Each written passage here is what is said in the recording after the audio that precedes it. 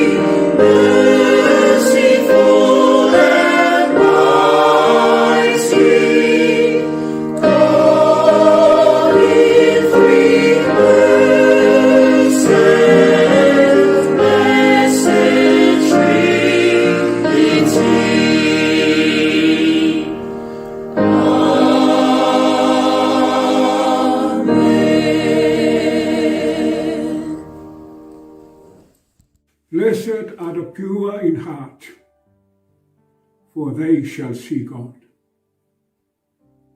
Let us pray. Almighty, everlasting, and gracious God, we draw near to you in worship this morning to acknowledge and adore your holy name, the faithfulness of your love throughout the centuries, in your connecting with human beings that you have created. We lift up our hearts and our voices, rejoicing and acknowledge you, Lord, our God, the Creator, the Redeemer, and the Sustainer of our lives. Grant your Holy Spirit to accompany us as we worship you.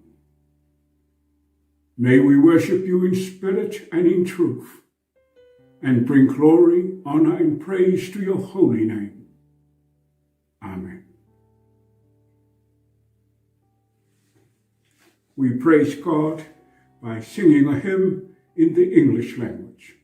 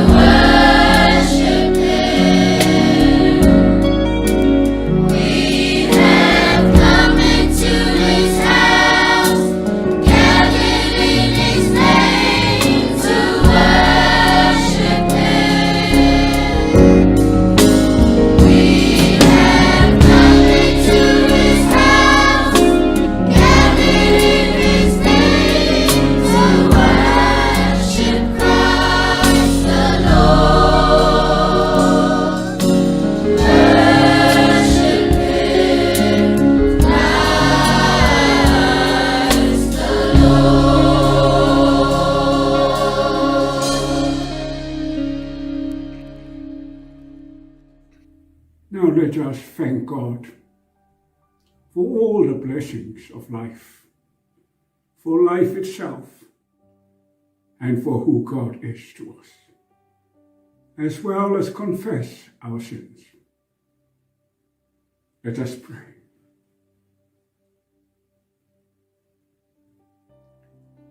There's so much to thank you, God, for. In reverence and with the utmost respect, we bring our thanksgiving to you. First, we give you thanks for who you are, a God of grace, truth, and mercy. From the beginning of time to the end, your faithfulness is always before you. We are beneficial of every blessings that you have given. We thank you, God, for being our Father and Mother, for being our parent, creating us in your holy image. We thank you most of all for the salvation you have prepared, guarantee for us through the life and ministry, death and resurrection of your only begotten Son, our Lord and Savior, Jesus Christ. We are about to enter the season of Lent, where we will commemorate, Lord, his journey towards the cross. We thank you for all his teaching and all that he had to suffer, and for his death and resurrection, enabling us to know that the world is not the end of our life. We thank you for your Holy Spirit that continues to guide us, prompting us, whispering to us, helping us to know what's right and what's wrong, giving us the energy and the strength to follow you. We thank you for our families, for our parents and grandparents, our children and grandchildren, our relatives and friends. And we also thank you for all the people that you have created in the world and where they live in different parts. The family of humankind has not always been together and unified in your name, but you care for each and every one of us. We thank you for creating us in your image, Lord. We thank you for the companionship, the security, the comfortableness that our families provide for us. All the different ways in which you have blessed our lives, opportunities to work and enhance the skills and talents you have given us, as well as providing the means for our livelihood. We thank you for our cultures and our traditions, values that we have gained from those things, as well as values we gain from experience of things in life. All these things help to enhance our way of living. We thank you for your church, for which we are members, for our parish, and all its efforts to extend your kingdom in its work. Dear God, we ask you to forgive us for all our sins and all our weaknesses, for all that we do wrong, our tendency to do what we want rather than your will, our tendency, Lord, to trust more ourselves than trusting you, our tendency to use you when it suits us. Forgive us for our weaknesses, Lord. May the Spirit and the blood of Jesus Christ forgive us, cleanse us, heal us, renew us. Accept our prayers, Lord. As well, the unspoken prayers of our hearts we bring to you in the name of our Lord and Savior Jesus Christ. Amen.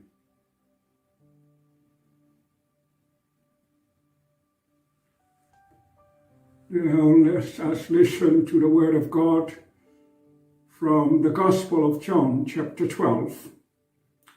I will read from verse 20 to 26. Gospel of John, chapter 12, verse 20 to 26. Among those who went up to worship at the festival were some Greeks. They came to Philip, who was from Bethsaida in Galilee, and said to him, "Sir, we wish to see Jesus." Philip went and told Andrew. Then Andrew and Philip went and told Jesus. Jesus answered them, "The hour has come for the Son of Man to be glorified.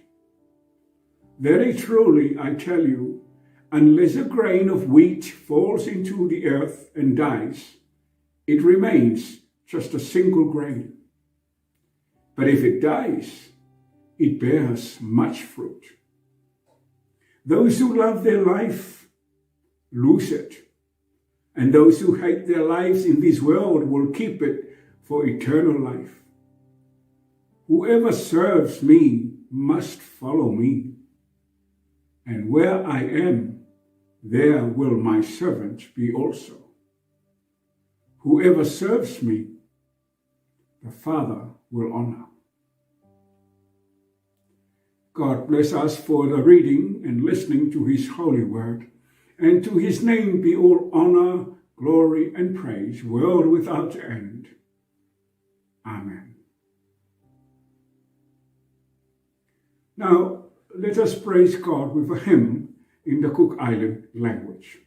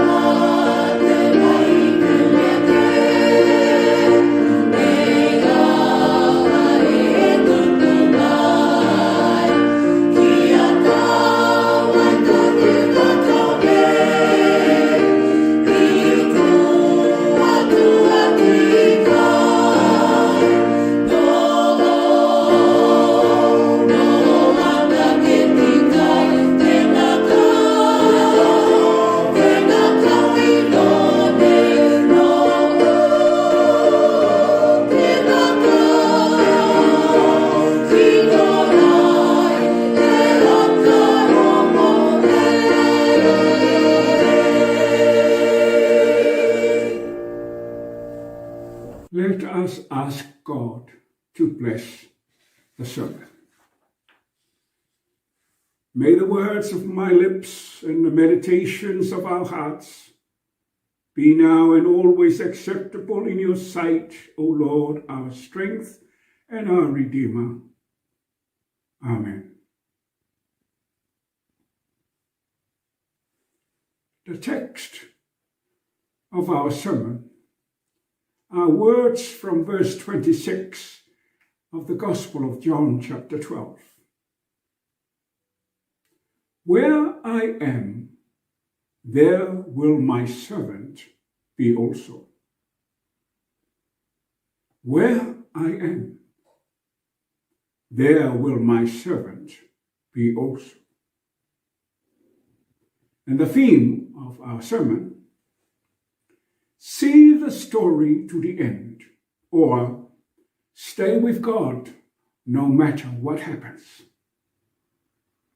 See the story to the end, or stay with God no matter what happens. When Jesus was alive, all kinds of people, not just those close to him or from his own ethnic group, but from many other contexts as well, all wanted to see him, to hear him speak, to witness miracles he performed. But when the going got tough, almost everyone left him. This pattern in the way we relate to God has continued right up to now.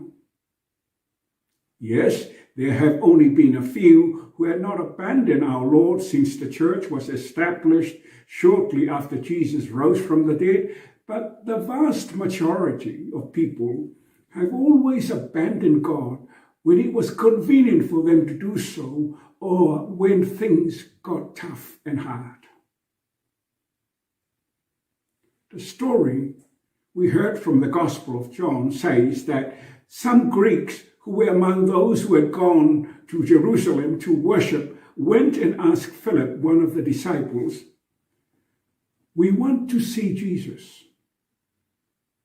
Philip and Andrew went and told Jesus, and instead of simply saying, "Bring them in," Jesus goes into a long discussion about all sorts of things which don't seem to have very much to do with letting the Greeks meet him. But of course, as always in the Gospel of John, the author uses words that have many meanings and are full of importance. Seeing is one of the key words in St. John's Gospel, right from the beginning of the Gospel. You would remember when the first disciples are pointed towards Jesus by John the Baptist, they ask him, "Rabbi, where are you staying?" And Jesus says, "Come and see." And then right at the end of the Gospel, when Peter and the beloved disciple arrive at the empty tomb, they see, they notice, they put things together, they believe. And St. John here, as elsewhere, uses a whole variety of different words in Greek for what we translate by the simple word, see. What the Greeks were actually asking was, we want to get to the point about Jesus. We want to see what all this is about. And that perhaps begins to explain why Jesus gives such a long and complex answer to what seems a simple request. In effect, our Lord was telling the Greeks, you want to get to the point about what's going on? Well, watch what's going to happen in the days ahead. Watch how my journey towards the cross, towards the moment of glory, which is the same as the moment of suffering, unravels. And when I am lifted up for all to see, lifted on the cross, visible to the whole world in suffering, then you see the point. Then you see what's all about. Because without that lifting up on the cross, without that public display of God's compassion, you won't see me. You won't, as we might say today, get it. You won't see what's going on. That is what is crucial in this passage we heard. And that's why Jesus says, A grain of wheat, if it remains alone, is just a grain of wheat. But if it falls into the ground, it disintegrates and then it bursts into life. And then we see what a grain of wheat is for. Likewise, in his own life and death, this is a life with purpose, blossoming for the whole world, just as the purpose of a grain of wheat is blossoming into what will eventually make bread for the world. To see Jesus, to get Jesus, is to see that the whole of life moves to this point so that it is not just a story for local people alone, but a story that opens doors for every human being everywhere. I will draw people, all people, to myself. And as the passage ends, there we realize, we see, we get what's going on. The story that began with foreigners turning up asking, how are we to understand what's going on, is answered by the lifting up of Jesus on the cross in such a way that it's good news for everybody. But in the middle of all this comes the little bit that ought to make us sit up and worry. Because our Lord says, where I am, said Jesus, there will my servant be also. Somehow, you and me, we are involved in this process as well. Because where he is, we're going to be there. We, his body, we who are making him seen, we who are trying to convey to the world what's going on, we who have the responsibility of lifting him up in a way that all can see, we are supposed to be involved. And there's our problem. Because we can't just do it by talking about him. We've got to do it by seeing our own lives in the light, in the rhythm, in the balance and harmony of who Jesus is. Because we are in him, involved in him by the baptism of our calling. Where he is, there we shall be. Those are the words of our text. And so we have to think of our lives as moving in the same direction as Jesus. We are just 1 week away from entering the beginning of the season of Lent. And that's a time when we are supposed to be thinking about being involved with Jesus and his life. It is a time when his journey begins to get hard and difficult. He is moving towards Jerusalem, where the cross is waiting for him. What happens when things are no longer clear? What happens when our faith in God begins to fade away? What happens when all we thought mattered about our Christian identity looks as if it's going to pieces? Well, that's when we have to remain firm in our faith in God. That believing in God is just something we have to go on discovering day after day and week after week. So if we are to be where Jesus is, and if we are to help people see Jesus, get Jesus, then that will be part of our discipleship. As lay people ministering in the church of God, as ordained people ministering in the church of God, we are to show that we are still learning faith, learning to believe. And I don't mean by that learning to understand the doctrines of faith, though that's important. It's just that in our own sense of who we are and how we work as Christians, we have somehow to convey that more, that sense of moving into the mystery of death and resurrection, of loss and discovery, of darkness and light, which is the movement of Jesus in this season of his passion. Jesus says, if people want to see what's all about, there are two things that will make it possible. Your own entry into darkness, that's the first thing, and rising back up into light, that's the second thing. Nothing substitutes that. That's the formula. If you want to know what it is all about, if you want to get it. But within that, and because of that, what will make this credible, what will make this believable, is you. He says to us, to you, my friends, you, my disciple, stumbling along with me, tripping over, falling on your faces because you can't keep up, discovering that you've got to go on. Discovering that you can start again, repenting and believing in the classical language of the gospel.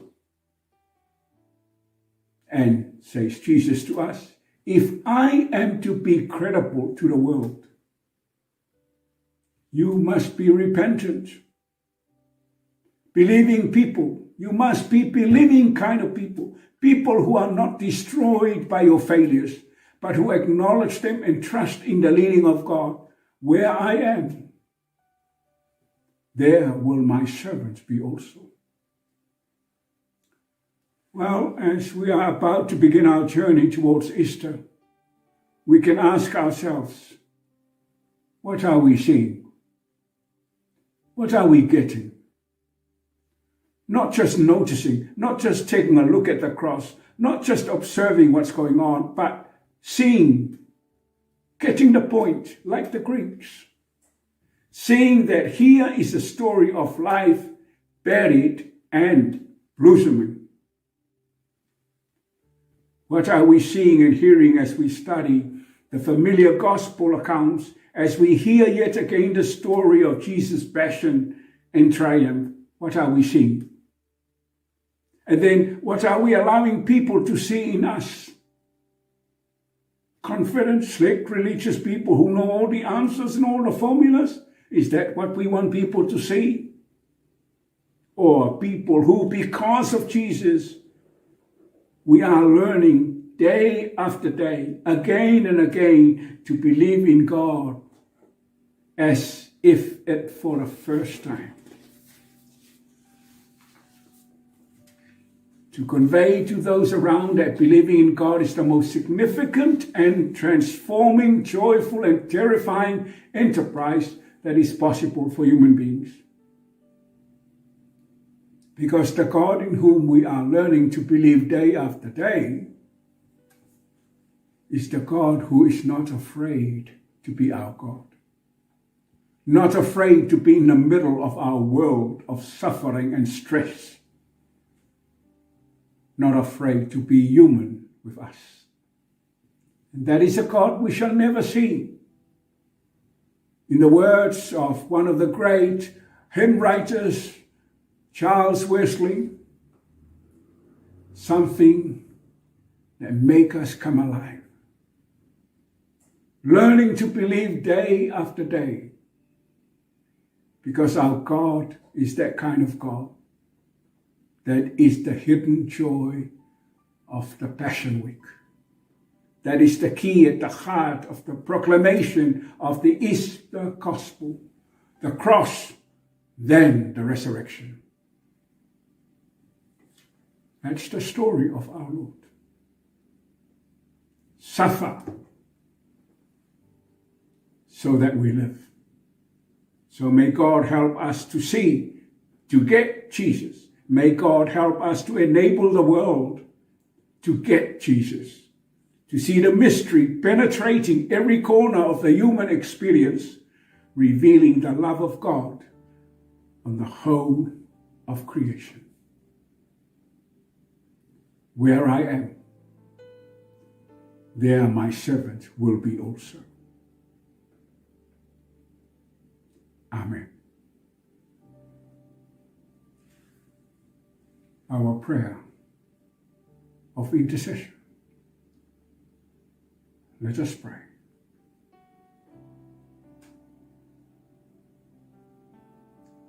Gracious, loving, merciful God,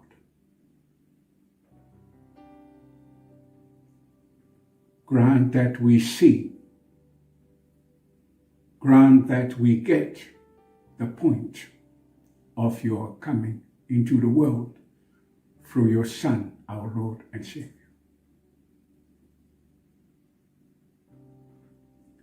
We are about to enter the season of Lent, a difficult time in your life.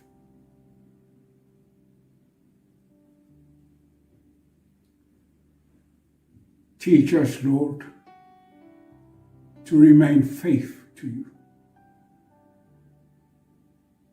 not to run away,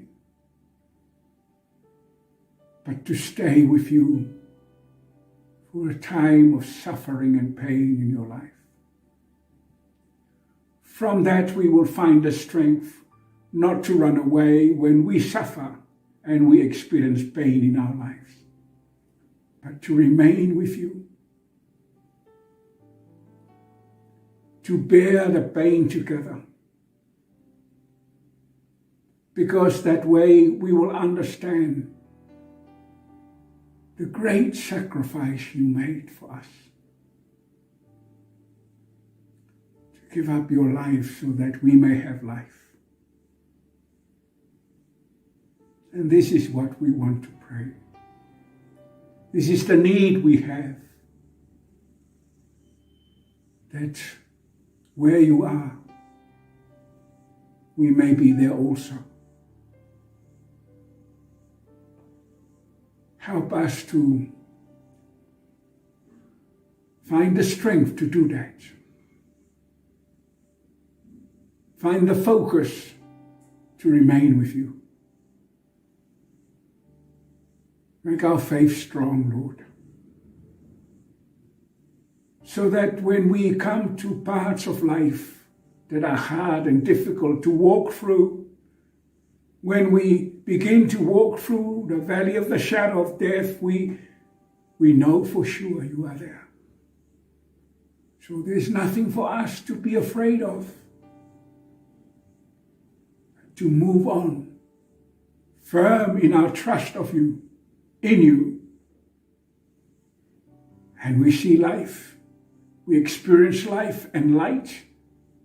Darkness no longer rule over us. That is our intercession.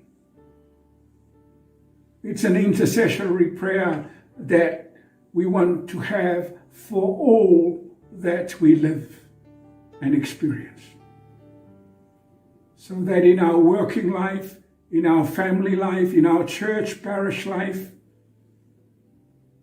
we don't run away when darkness begins to overwhelm us.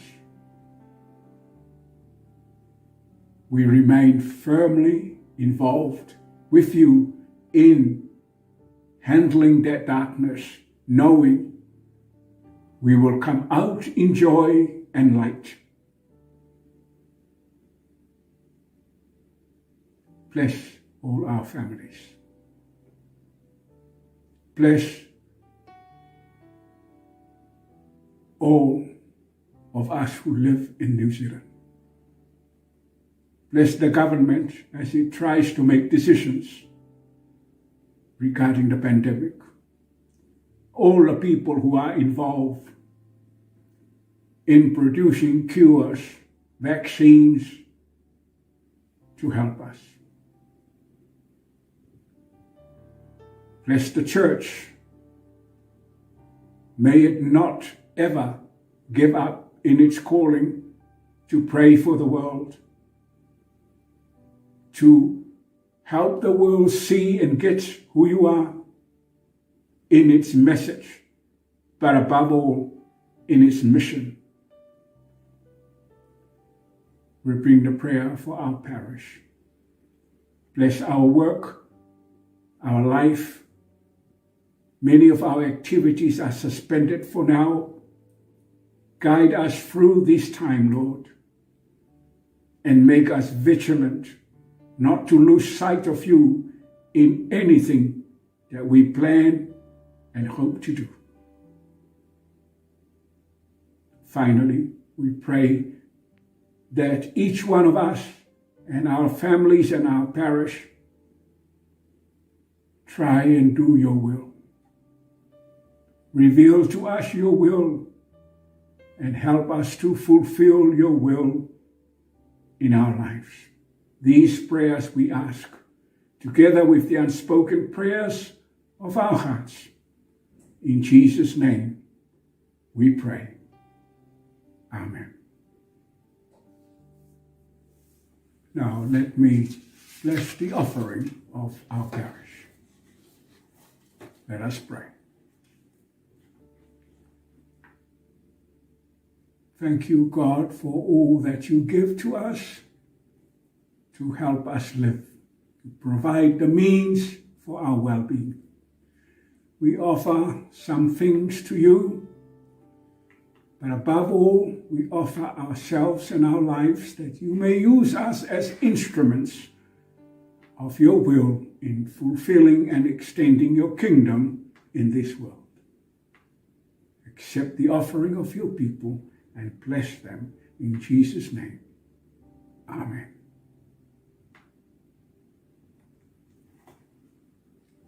We conclude our worship with a hymn in the Samoan language.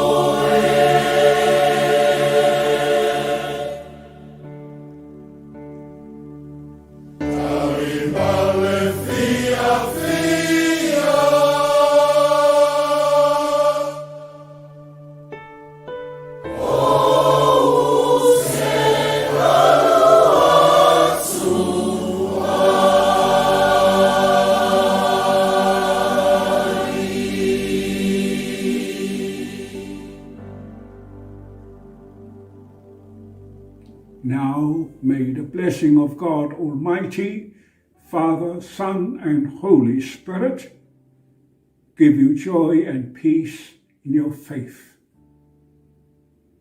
And may the same blessing be with you and remain with you now and always. Amen.